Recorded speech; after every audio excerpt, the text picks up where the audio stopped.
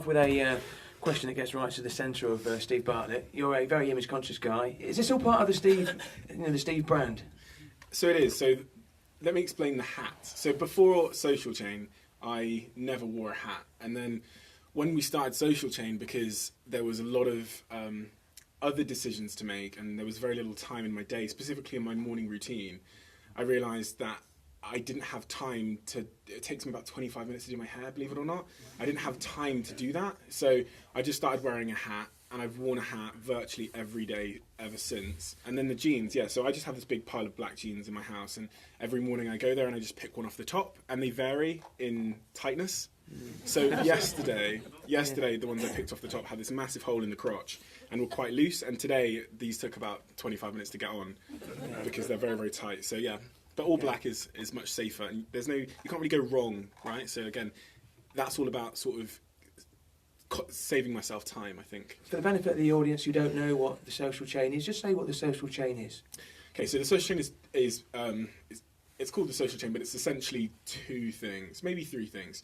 So the two things are, it's a big media owner. So we own hundreds of big social media communities. The biggest of which has 13 million people that follow on Instagram.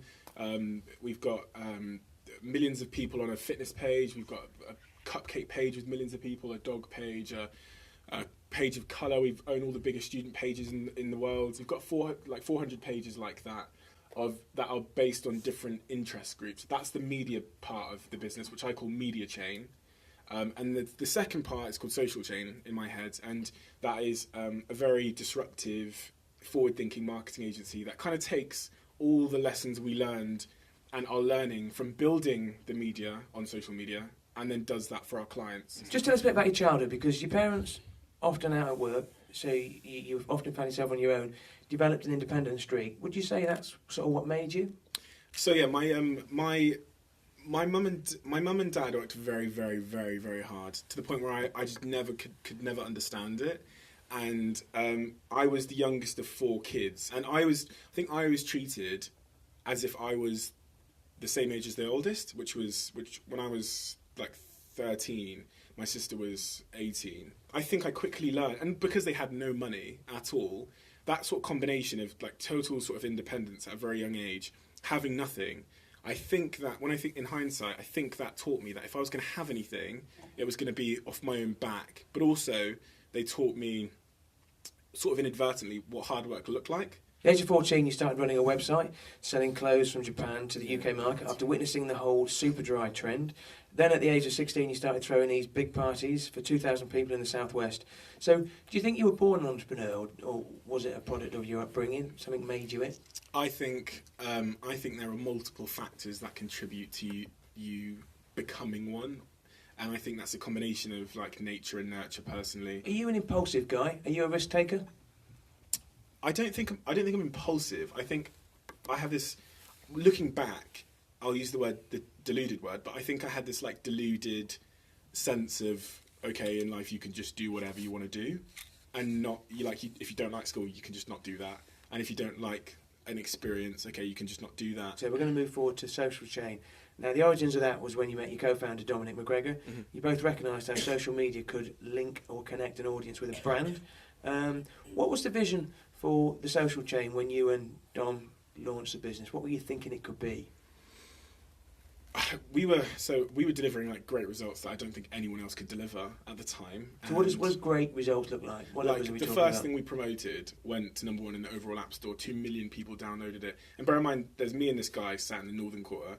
We're both 20. That's tippy tap, isn't it? Yeah, we're both 21 years old, and we promote this game, and it goes to #1 in the app store. Makes hundreds of thousands of revenue. We own 50% of it, which we just did off the off chance because the guy had no money to pay us the £1,000 or $1,000 we wanted. So we said, we'll just promote it for you. Promoted it, and we're like, this is amazing. It's above Snapchat, Instagram, Facebook in the App Store, and 2 million people have downloaded it. And then the next day it was on the news. We thought, that's powerful, isn't it? Mm. And we'll do more of that. Mm. How much did you make out of that? A lot of money. I'm going to pick you on the spot now. I've done about 4 of these in conversations with, and this is the first time I've done what I'm going to do now, which is, if I said to the audience, right, throw me some subjects and we'll pick one for Steve to answer, to present for 2.5 minutes, 3 minutes, whatever it is. What's your subject? Fake news and social responsibility. Fake news and social responsibility. There's 2 points to that question. There's fake news and there's social responsibility. I'm going to touch on the latter point first because I think it's probably more important considering who we are and what we do. This is a question I get asked all the time, right? So we have a tremendous amount of influence and reach. So with that, with power comes responsibility. Social responsibility is incredibly important to us. And the reason why we do a lot of pro bono work for charity, it's incredibly important to us because we want good people at Social Chain. And good people want to come to work and feel like they're doing good. And so in order for us to attract good people, who are nice to their colleagues, who are nice to their clients and take care, we know that social responsibility acts as sort of like a double, brings us double value, not from just the CSR perspective, but also it means that the people in our company will feel rewarded by what we do every single day. On the point of fake news, the problem starts with the industry, and the problem starts with where the money's being made. The money gets made from getting people to come to your website, where your AdSense ads are hosted. And that market right now is a really, really dying market. All the platforms want to keep everybody in the platform because Facebook want to serve you ads within the platform. They know the minute you click away, they don't make a penny from you and your attention's gone.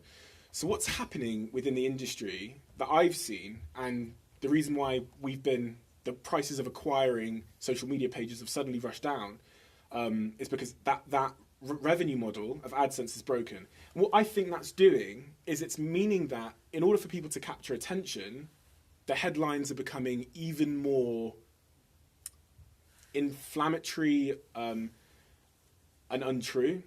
And we've seen this huge rise, specifically in the last, I'd say, 12 months, of fake news stories circulating on clickbait websites, but also on small reputable websites, because that revenue model it's dying out. Facebook are also putting a number of steps in place to counteract fake news stories by reporting mechanisms. Mark Zuckerberg announced last week that news stories that get certain reactions to them or are reported within a certain frame period of time, the publishers who write those stories won't have their articles showing on Facebook anymore. Unfortunately, we've run out of time. It's been an enlightening interviewee, absolutely fantastic. Put your hands together for Steve Bartlett from Social Chain.